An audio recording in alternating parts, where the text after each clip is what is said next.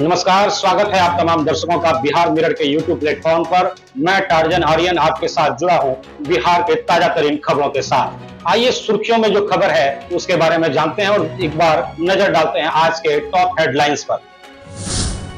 बिहार में एक और रेल पुल को मिली मंजूरी, अब कोसी सीमांचल के लोगों को मिलेगा इसका लाभ। सड़क पर दौड़ने वाली गाड़ियों की तय होगी स्पीड लिमिट। 20 अगस्त के बाद बिहार के गांवों का होगा सर्वे। बिहार की सबसे ऊंची पक्षीशाला राजगीर पूरी तरह से बनकर तैयार। बिहार में 100 से अधिक कोचिंगों को बंद करने का निर्देश, दिल्ली में हुई घटना के बाद अलर्ट मोड में आई प्रशासन। बिहार के युवाओं के लिए खुशखबरी, वन स्टॉप वन सेंटर में निकली भर्ती। आइए अब नजर डालते हैं खबरों पर विस्तार से। बिहार में यातायात को और सुगम बनाने के लिए बिहार को एक और रेल पुल को जो है मंजूरी मिली है, जिसका लाभ जो है कोसी और सीमांचल के लोगों को पूरी तरह से मिलेगा। ऐसा बताया गया है कि भागलपुर में पहला और बिहार में गंगा पर 5वां रेल पुल बनेगा और भागलपुर के कहलगांव में गंगा पर प्रस्तावित विक्रमशिला कटरिया रेल पुल प्रोजेक्ट जो है उसको केंद्रीय कैबिनेट की जो है मंजूरी दे दी गई है। प्राप्त जानकारी के अनुसार 2549 करोड़ की लागत से इस पुल का निर्माण कार्य होगा।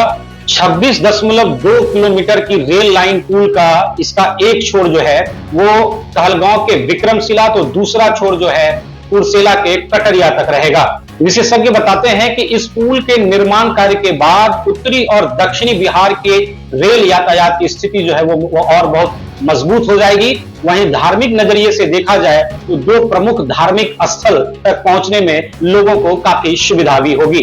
कोसी सीमांचल के लोग भी इस नए रेल लाइन के जुड़ जाने से अब आसानी से झारखंड स्थित बाबा बासुकीनाथ, देवघर एवं कहलगांव स्थित बटेश्वरनाथ मंदिर जो है आसानी से यातायात कर पाएंगे। उनकी यात्रा जो है सुगम हो जाएगी और धार्मिक स्थलों तक उनकी पहुंच जो है काफी आसान हो जाएगी। अगली खबर बिहार से। बिहार सरकार ने जो लगातार सड़क दुर्घटनाएं घटित हो रही है, सड़क दुर्घटनाओं की बढ़ती हुई संख्या को देखते हुए जो है सरकार ने जो है एक विशेष निर्णय लिया है। नीतीश कुमार की सरकार ने बिहार के सड़कों पर दौड़ने वाली गाड़ियों का अब स्पीड लिमिट की तय किया है कि कौन सी गाड़ी किस गति से कितने अधिकतम तय गति सीमा पर जो है चलाई जा सकती है, उसको लेकर एक मानक तैयार करने जा रही है और जिसको लेकर जो है लगातार जो है इस पे बैठकों का दौर चल रहा है। जो मानक स्पीड लिमिट को लेकर तय किए जाएंगे उससे अधिक अगर यदि कोई चालक जो है गाड़ी चलाते हुए पाए जाते हैं तो उस पर जो है कठोर दंडात्मक कार्रवाई की जाएगी। पिछले दिनों लगातार हो रही सड़क दुर्घटनाओं के बाद नीतीश कुमार की कैबिनेट की बैठक में जो है इस बैठक पे जो है इस पर चर्चा की गई और चर्चा के बाद यह निर्णय लिया गया। अब इसको लेकर एक कमेटी गठित कर दी गई है। बिहार के सभी नेशनल हाईवे, स्टेट हाईवे और अन्य श्रेणी की सड़कों पर वाहनों की गति जो है वो उसका तय सीमा जो है बनाया जाएगा और उस तय सीमा के से अधिक जो है वाहन चलाने की स्थिति में जो है उस पर जो है दंडात्मक कार्रवाई होगी, फाइन होगा, जुर्माना लिया जाएगा। और यह निर्णय जो है जो लगातार सड़क दुर्घटनाएं घटित हो रही है जिसमें कई लोगों ने जो है गति पर अंकुश न लगने के कारण बेलगाम गाड़ियों के संपर्क में आने से जो है अपनी जानें गंवाई है, उन जानों को बचाने को लेकर जो है यह अहम फैसला नीतीश कुमार की कैबिनेट की बैठक में लिया गया है। आइए नजर डालते हैं अगली खबर पर। बिहार में जमीन सर्वे यानी कि भूमि सर्वेक्षण का कार्य की जो प्रक्रिया है वो 20 अगस्त के बाद पुनः गांवों में शुरू कर दी जाएगी। यह सर्वे राज्य के 45,000 से ज्यादा गांवों में कराया जाएगा। इसके जरिए जमीन की जो है प्रकृति और उस पर बना हुआ जो है घर, कुआं, स्कूल, तालाब, बगीचा, खेत और इत्यादि जैसी कई तरह की जानकारी जो है वो राजस्व विभाग को जो है उपलब्ध कराई जाएगी। इसके अलावा अगर किसी जमीन पर कोई भवन, कोई कच्चा मकान, स्कूल, हॉस्पिटल या किसी भी तरह का पोखर, तालाब या जैसी अनेक तरह की संरचना होगी तो इसका स्पष्ट रूप से उल्लेख किया जाएगा। इस सर्वेक्षण के आधार पर भूमि के सही रूप से जो है पोजीशन का पता चल पाएगा और उसमें जो है वास्तविक रूप से जो है भूमि की जो है वास्तविक स्थिति, उसकी प्रकृति पता चल पाएगी, जिससे राजस्व विभाग को राजस्व प्राप्त करने तथा भूमि के निबंधन एवं अन्य तरह की चीजों में विशेष प्रकार की जो है जानकारी उपलब्ध रहने से, डाटा उपलब्ध रहने से किसी तरह की परेशानियों का सामना नहीं करना पड़ेगा।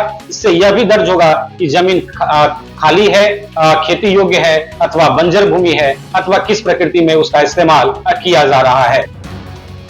पर्यटन को मजबूत करने के उद्देश्य से बिहार के राजगीर में सबसे बड़ा पक्षीशाला बनकर पूरी तरह से तैयार हो गया है। इस संदर्भ में जानकारी देते हुए बताया गया है कि राजगीर की जो जू सफारी है, वहां बनी जो सबसे बड़ी पक्षीशाला है वो पूरी तरह से बनकर तैयार है और सितंबर माह में जो है इसका उद्घाटन किया जाएगा, जिसके बाद पर्यटकों के लिए जो है इसे खोला जाएगा।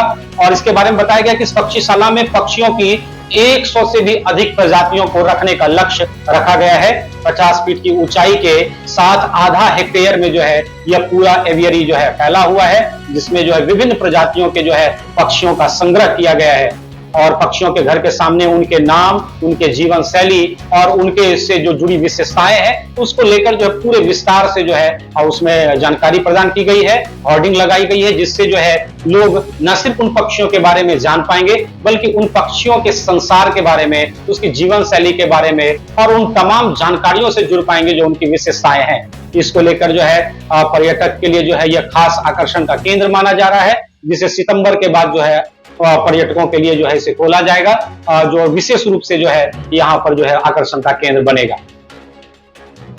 दिल्ली में कोचिंग हादसे के बाद सरकार पूरी तरह से एक्शन में दिख रही है। इसको लेकर लगातार विभिन्न कोचिंग संस्थानों पर सरकारी पदाधिकारियों के द्वारा न सिर्फ जांच की जा रही है और चक निरीक्षण किया जा रहा है, बल्कि जो है जांच के क्रम में जो भी त्रुटियां पाई जा रही है उसको लेकर नोटिस भी किया जा रहा है। वर्तमान जो समाचार प्राप्त हो रहा है उसको लेकर बताया गया है, प्राप्त आंकड़ों के अनुसार पटना डीएम ने शुक्रवार को पटना में चलाए जा रहे 124 जो निजी कोचिंग संस्थान है उसको जो है बंद करने का आदेश दिया है। ये कोचिंग संस्थान पंजीकरण के लिए अयोग्य पाए गए हैं, जिनमें जो है निबंधन की सारी जो शर्तें हैं, सेवा शर्तें हैं, वो पूरी तरह से जो है पूरी नहीं की गई हैं, जिसको लेकर जो है 124 कोचिंग संस्थानों पर ताला जड़ा जा रहा है।